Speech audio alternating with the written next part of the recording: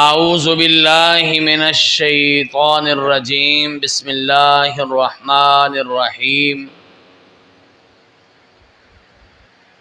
قال النبی صلی اللہ تعالی علیہ وسلم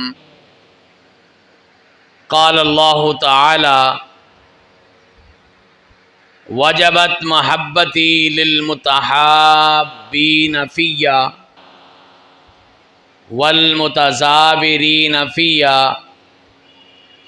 والمتبازلین فیّ والمتجالسین فیّ او کما قال النبی صلی اللہ تعالی علیہ وسلم۔ ابو ادریس خولانی رحمۃ اللہ علیہ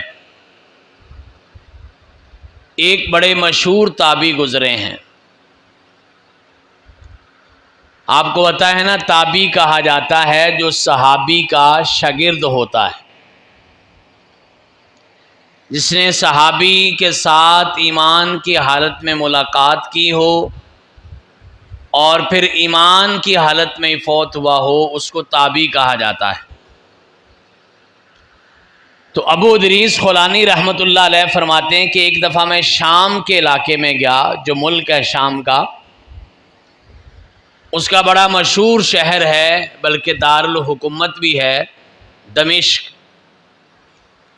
کہتے میں نے اس طرح بازار میں مجھے کام تھا، بازار کے ساتھ ہی ایک مسجد تھی، تو میں نے وہاں جا کے نماز پڑھی۔ نماز کا سلام پھیرنے کے بعد میں نے دیکھا کہ جو جائے نماز پر امام بیٹھا ہے وہ نوجوان بھی ہے، خوبصورت بھی ہے، خوش گفتار بھی ہے، اور نماز پڑھنے کے بعد وقفہ کر لیں، نماز اذان کا وقفہ کر لیں۔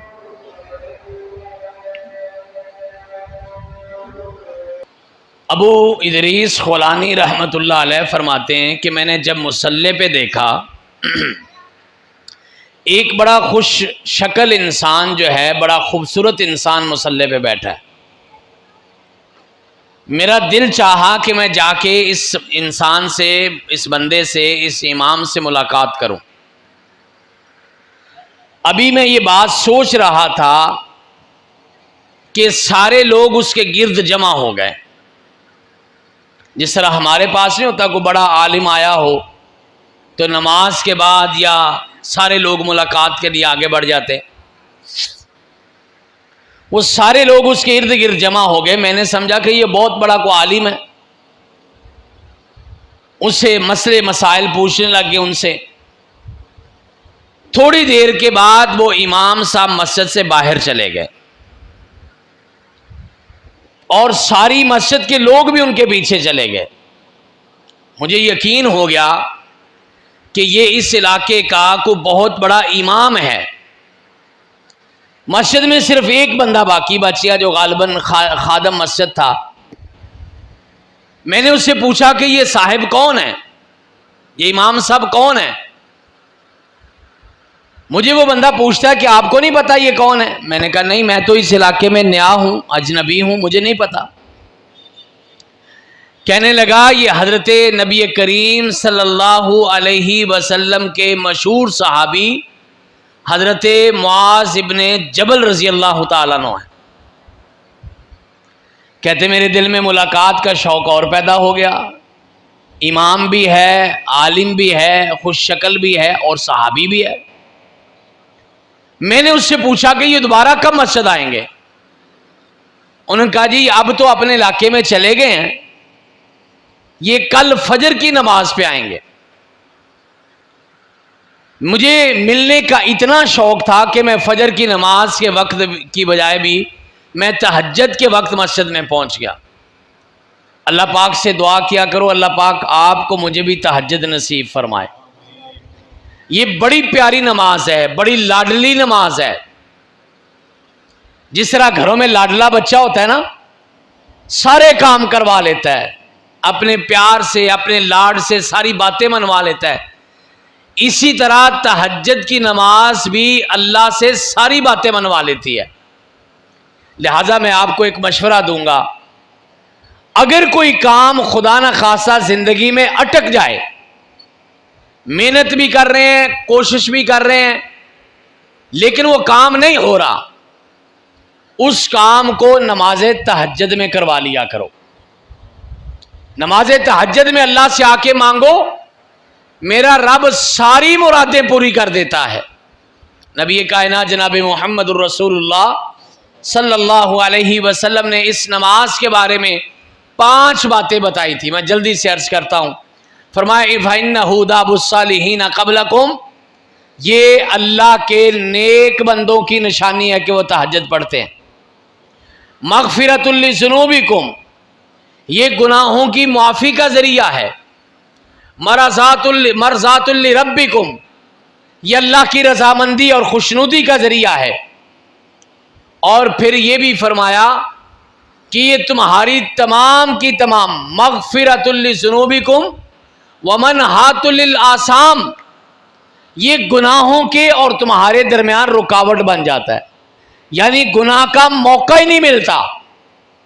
اور اللہ سے دعا کیا کرو، یا اللہ ہمیں کبھی گناہ کا موقع ہی نہ دینا، چونکہ ہم کمزور ایمان لوگ ہیں، موقع ملے تو ہم بھٹک جاتے ہیں، اللہ گناہ کا موقع ہی نہ دے۔ تو فرمایا کہ منہات للآثام، یہ تمہارے گناہ کے درمیان رکاوٹ بن جاتی ہے نماز تہجد۔ اور آخری بات اللہ کے پیغمبر فرماتے ہیں، انسان کی ساری جسمانی بیماریوں کا علاج نماز تہجد ہے۔ ہمارے گھروں میں بیمار ہیں نا، لمبی بیماریاں ہیں، آپ ان سے کہیں نماز تہجد شروع کریں، پھر اللہ کی رحمتیں انشاءاللہ برسیں گی۔ اللہ جسمانی بیماریاں بھی دور کر دیتا ہے اور روحانی بیماریاں بھی دور کر دیتا ہے نماز تہجد کی وجہ سے۔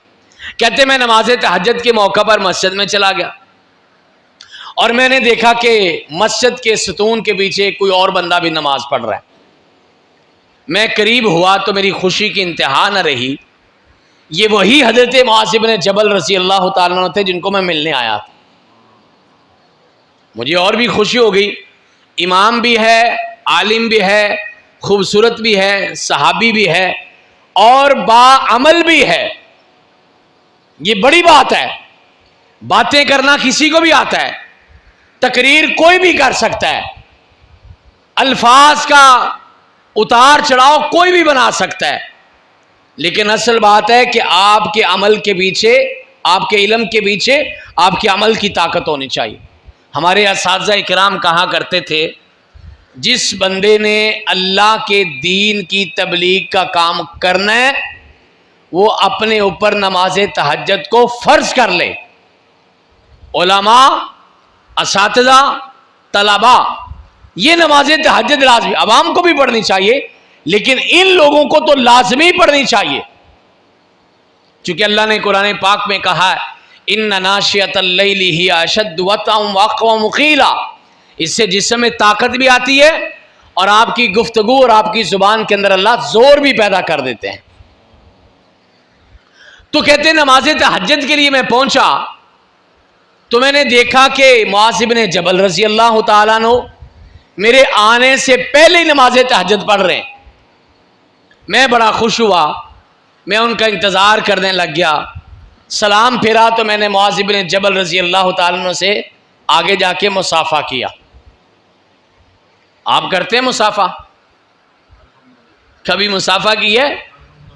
میں نے تو دیکھا ہے مساجد میں لوگ امام اپنے مہمان سے بھی مصافحہ نہیں کرتے، نماز پڑھی وہ گئے، کوئی مہمان آیا درس لیا وہ بیٹھا رہے، ہم زیادہ مصروف ہیں بندے خود چلے جاتے ہیں۔ آنے والے اللہ کے دین کے مہمان کے ساتھ مصافحہ کیا کرو۔ اور پتہ یہ مصافحہ کتنا قیمتی ہے، نبی کائنات علیہ الصلوۃ والسلام فرماتے جب دو مسلمان مصافحہ کرتے ہیں ان دونوں کے ہاتھ بعد میں جدا ہوتے ہیں اور اللہ دونوں کے سارے گناہ پہلے معاف کر دیتا ہے۔ کہتے میں نے مصافحہ کیا اور میں نے معاذ بن جبل رضی اللہ تعالیٰ عنہ سے ایک جملہ بولا، جملہ بڑا پیارا ہے، میرا خیال ہے کہ ہم نے شاید کبھی نہ بولا ہو۔ یہ جملہ اگر آپ کو پسند آئے تو کبھی کبھی آپ بھی بولا کریں۔ کہتے میں نے معاذ بن جبل رضی اللہ تعالیٰ عنہ کے قریب ہو کے کہا، معاذ میں اللہ کے لیے تم سے پیار کرتا ہوں کیا کہا؟ میں اللہ کے لیے تم سے پیار کرتا ہوں. کوشش کرو نا. خاندان کے رشتے ہیں, محلے داریوں کے رشتے ہیں, معاشرتی رشتے ہیں, سیاست کے رشتے ہیں, کاروبار کے تعلقات ہیں, ہماری برادریوں کے تعلقات ہیں, ہماری جماعتوں کے تعلقات ہیں, ہماری سیاستوں کے تعلقات ہیں. کوئی رشتہ اللہ کے دین کا بھی بنا لو, اور انشاءاللہ یہ رشتہ بڑی قیمت والا ہے. اس کی بنیاد پہ قیامت کے دن اللہ جنتوں میں داخل کر دے گا. یعنی کوئی تو بندہ ایسا ہونا جس کے ساتھ میں صرف اس لیے ملاقات کروں کہ میں اللہ کے دین کے لیے اس سے پیار کرتا ہوں, میں صرف اس لیے ملنے جاؤں کہ میں اللہ کے دین کے لیے اس کی زیارت کرنا چاہتا ہوں, میں اس لیے اس سے ملنے جاؤں کہ وہ بھی اللہ کا بندہ ہے, اللہ کو ماننے والا ہے, میں بھی اللہ کا بندہ ہوں, اللہ کو ماننے والا ہوں, میں اس لیے اس سے پیار کرتا ہوں. وہ حدیث پاک یقیناً آپ نے علماء سے سنی ہوگی. پرانے زمانے کا ایک بندہ جا رہا ہے, راستے میں ایک دوسرا بندہ ملتا ہے. کدھر جا رہے ہو؟ کہتا ہے میں فلاں بستی میں جا رہا ہوں. کیوں جا رہے ہو؟ کہتا ہے وہاں پہ ایک دوست رہتا ہے, میں اس سے ملنے جا رہا ہوں. وہ بندہ جو راستے میں کھڑا ہوا ہے نا, وہ اس سے پوچھتا ہے وہ آپ کا رشتہ دار ہے جس کو ملنے جا رہے ہو؟ کہتا ہے نہیں. کہتا ہے کوئی کاروبار سانجھا ہے؟ کہتا ہے نہیں. کہتا ہے کوئی لین دین ہے؟ کہتا ہے نہیں. کہا پھر کیوں جا رہے ہو؟ کہتا ہے وہ بھی اللہ کا ماننے والا ہے, میں بھی اللہ کا ماننے والا ہوں, میں اللہ کے دین کے لیے اس کو ملنے جا رہا ہوں. پھر پتہ ہے راستے میں کھڑے بندے نے کیا کہا تھا؟ اس نے کہا تھا میں کوئی عام انسان نہیں ہوں, میں اللہ کا بھیجا ہوا فرشتہ ہوں. اللہ نے مجھے تیرے راستے میں کھڑا کیا ہے, اور اللہ نے کہا ہے کہ اگر تو اس کو اللہ کے لیے ملنے جا رہا ہے تو پھر تیرے یہ قدم اس کے گھر کی طرف نہیں جا رہے, تیرے یہ قدم اللہ کی جنتوں کی طرف جا رہے.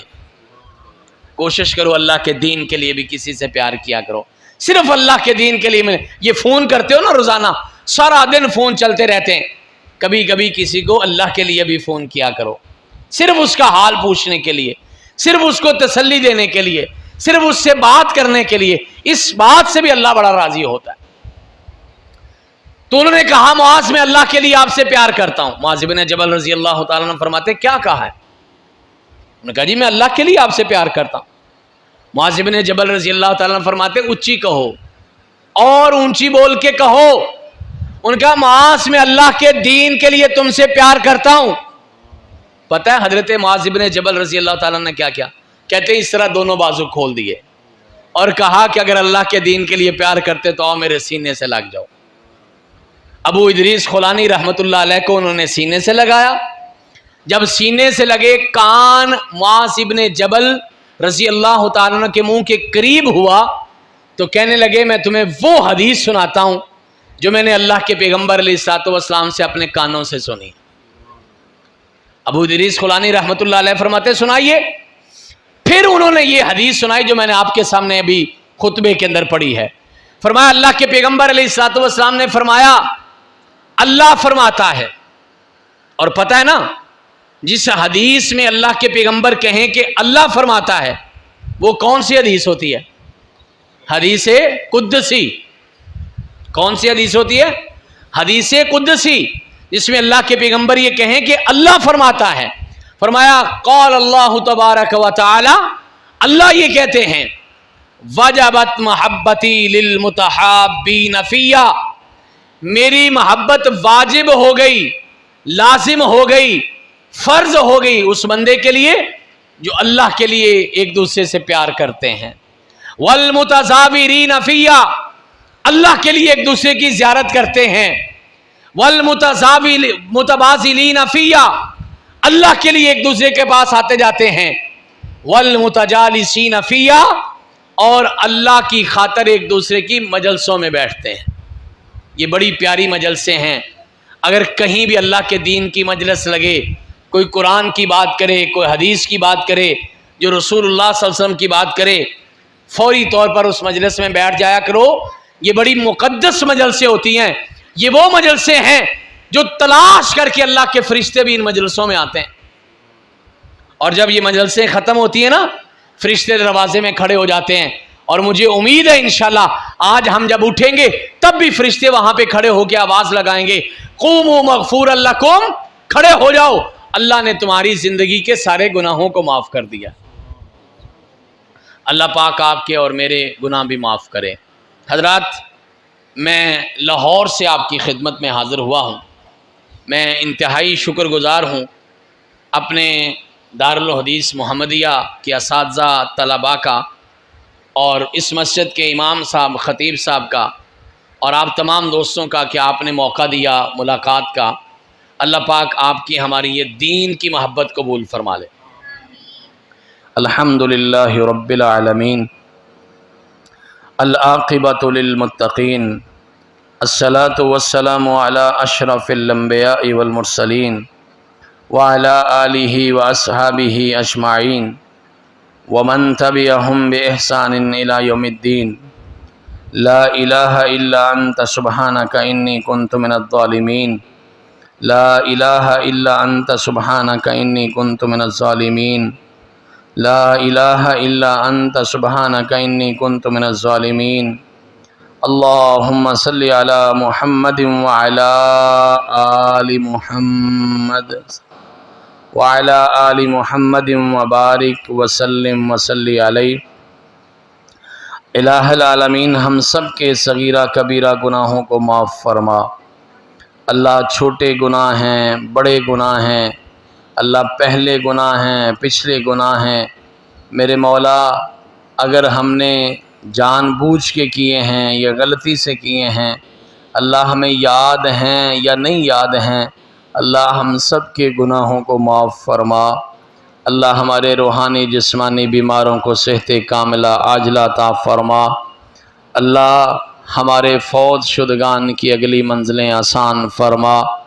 اللہ اس شہر کے بڑے بڑے علماء جن کا فیض پوری دنیا میں ہے، وہ بھی اس دنیا سے رخصت ہو گئے۔ حضرت شیخ سلطان مرحوم رحمۃ اللہ علیہ شیخ الحدیث، اور اسی طرح ہمارے حالیہ دور میں بہت فیض عام کرنے والے مولانا رفیق سلفی